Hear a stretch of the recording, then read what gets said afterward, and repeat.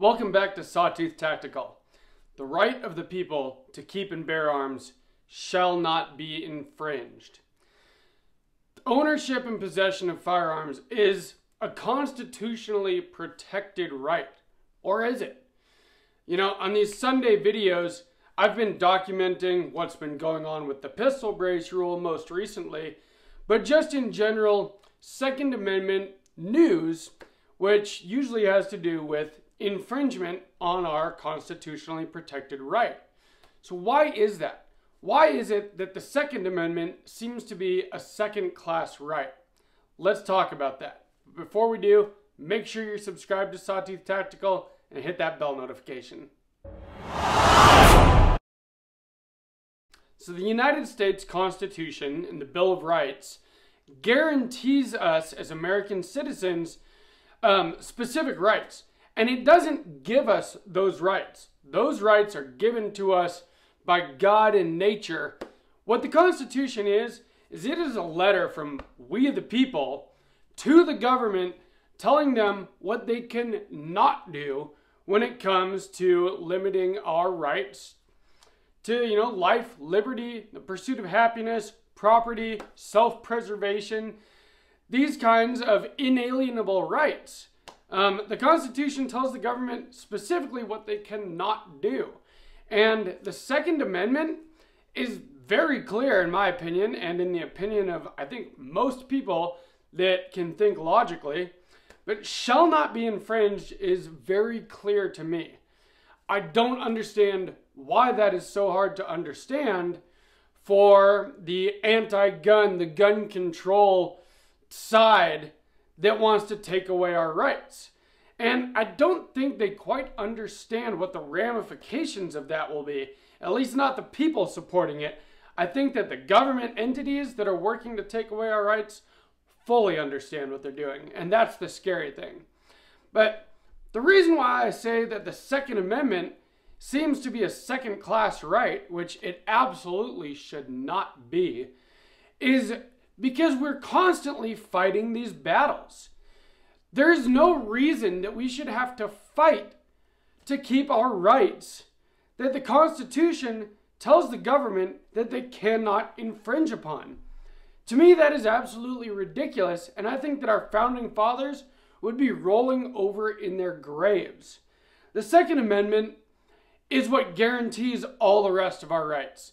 The fact that we are, as American citizens, able to keep and bear arms, supposedly the same arms that any government military might have, in order to protect our rights, protect our freedom from a tyrannical government, but also just to protect ourselves in general. That is very, very important. And that's why the United States of America has been one of the freest countries in the world for quite a long time now. And unfortunately, I see a big push from the left to try to change that. They want to be able to control every single part of our lives, and if they're able to take away our guns, they might be able to do that. And that's the scary thing, and that's why we need to fight to be able to keep our rights. But we shouldn't even have to fight. Why is it that this one right, the right to keep and bear arms, seems to be something that we constantly have to fight to be able to keep? I don't really get it. I get that people that don't understand guns are scared of them. They think these things are just scary and dangerous and shouldn't be in the hands of, the untrained populace. But that's bold of them to assume that we're untrained, first of all. Most people that I know that own firearms, especially people that own more than one firearm, use them quite regularly. We go out and practice.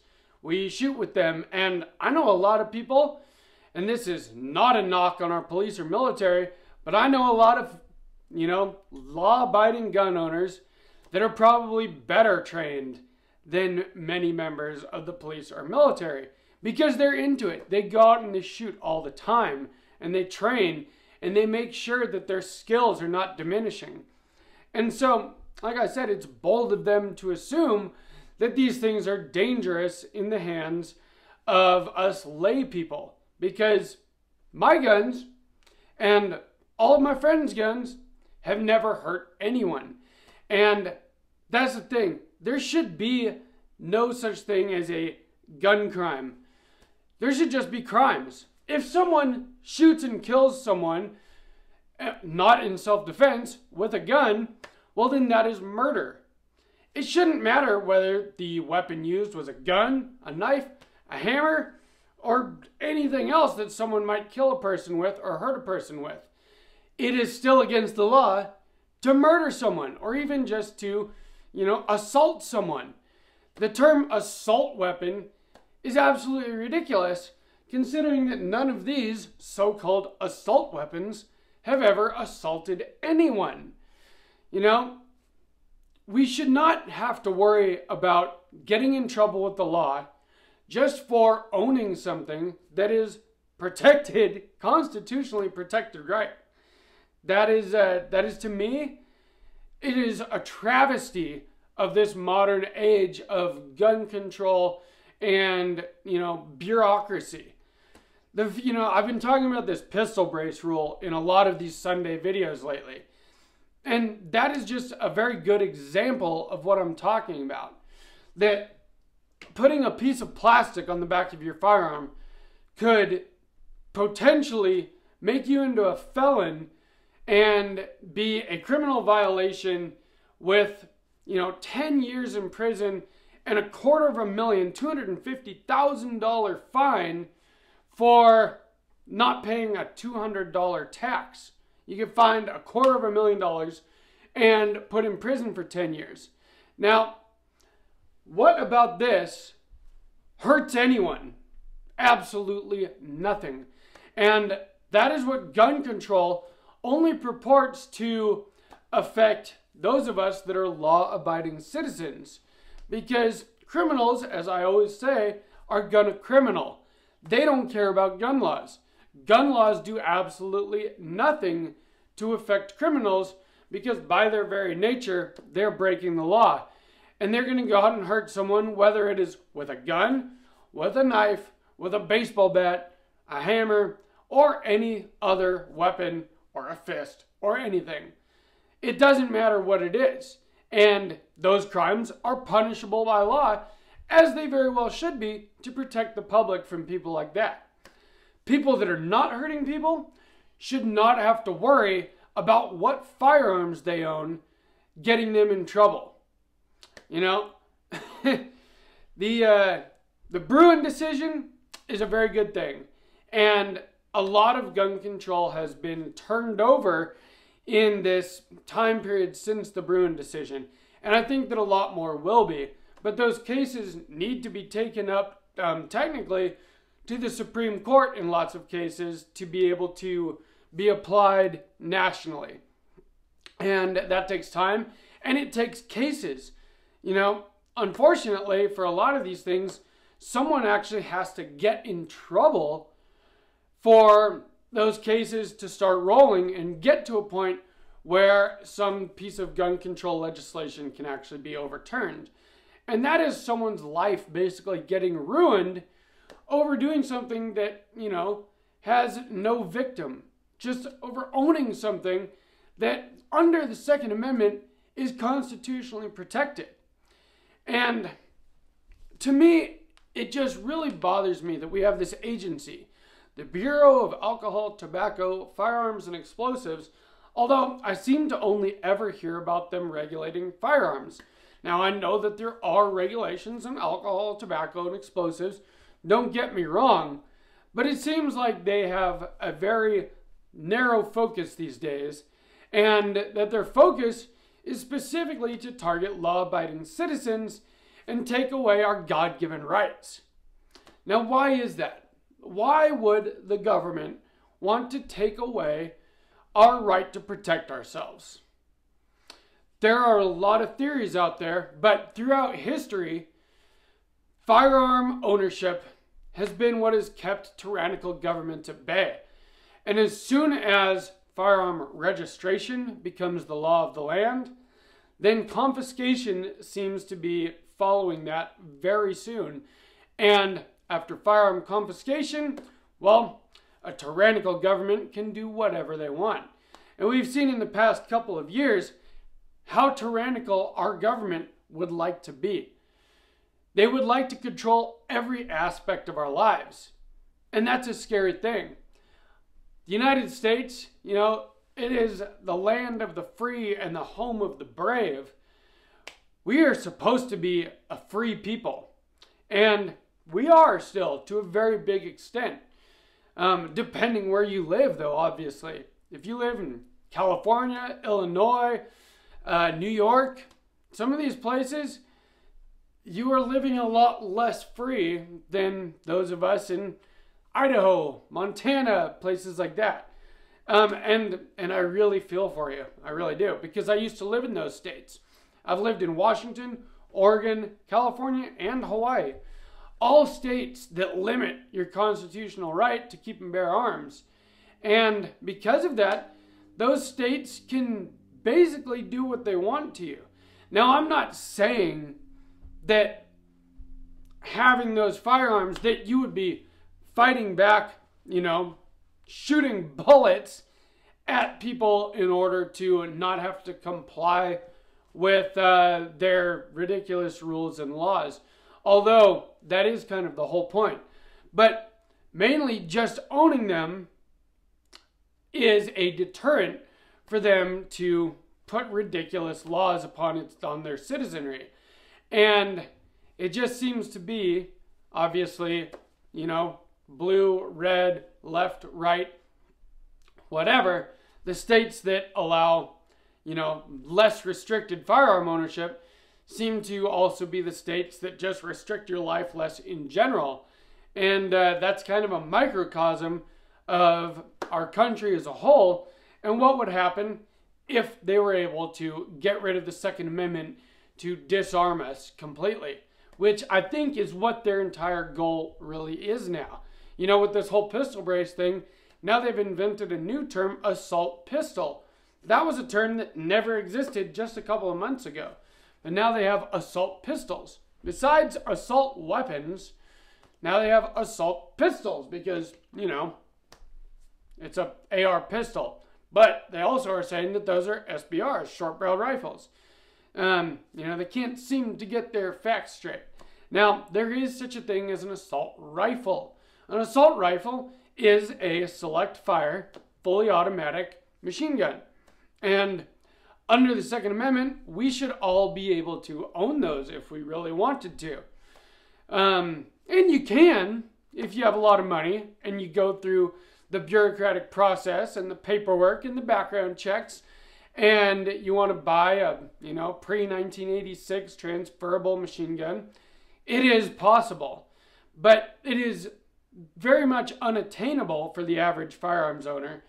And there is something that is very not right, that the barrier to ownership of specific firearms has to do with how wealthy you are. And unfortunately, that was the whole point of the National Firearms Act, the NFA.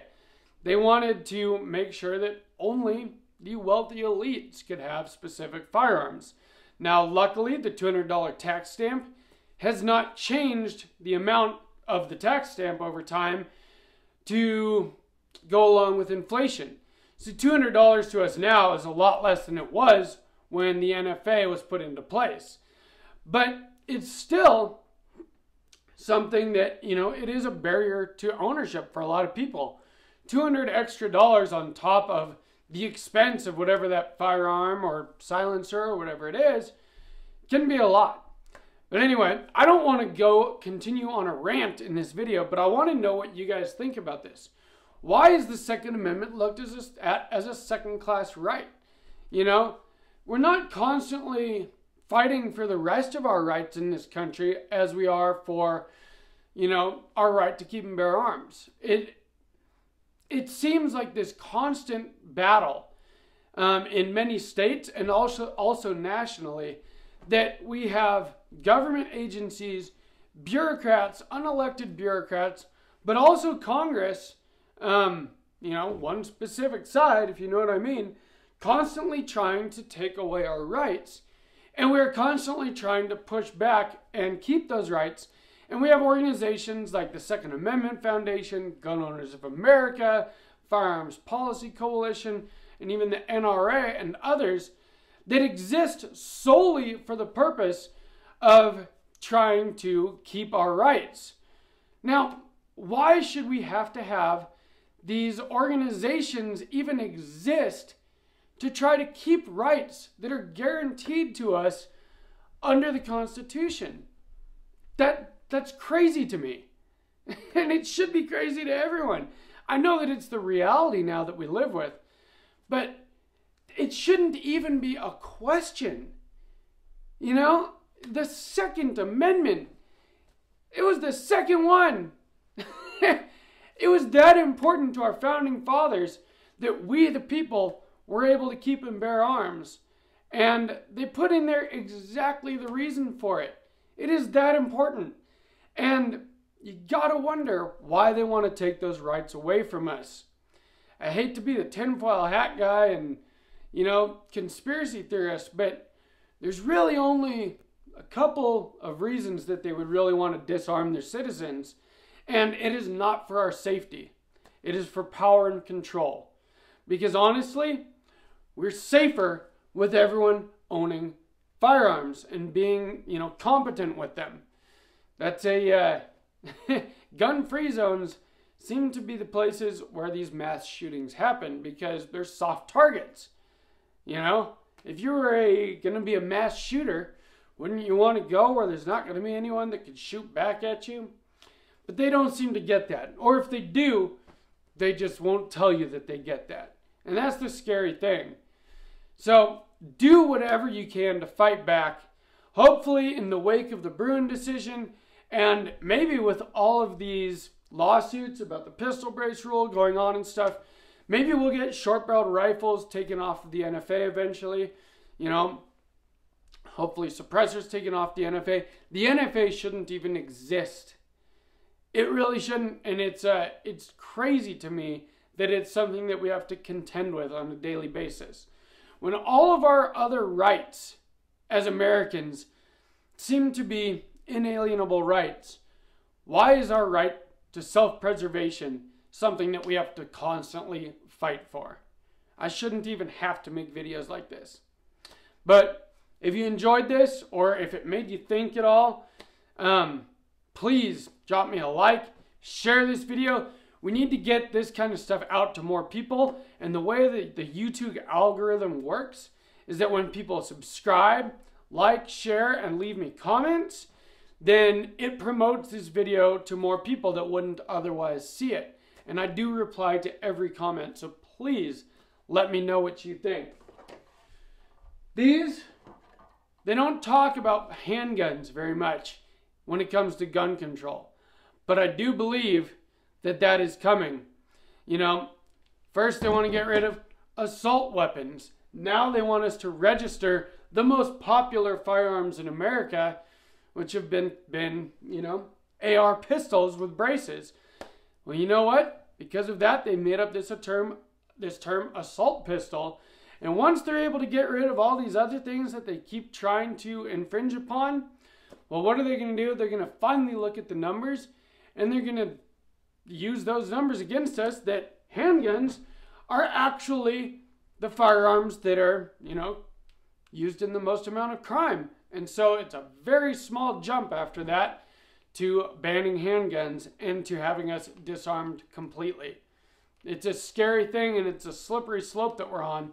And if we don't stay vigilant and do whatever we can to keep our rights and even to get some of our rights back, eventually our children, our children's children won't have these rights, and they'll live in a very different world than we live in, which is a scary thing to think of. So from Sawtooth Tactical, stay strapped or get clapped.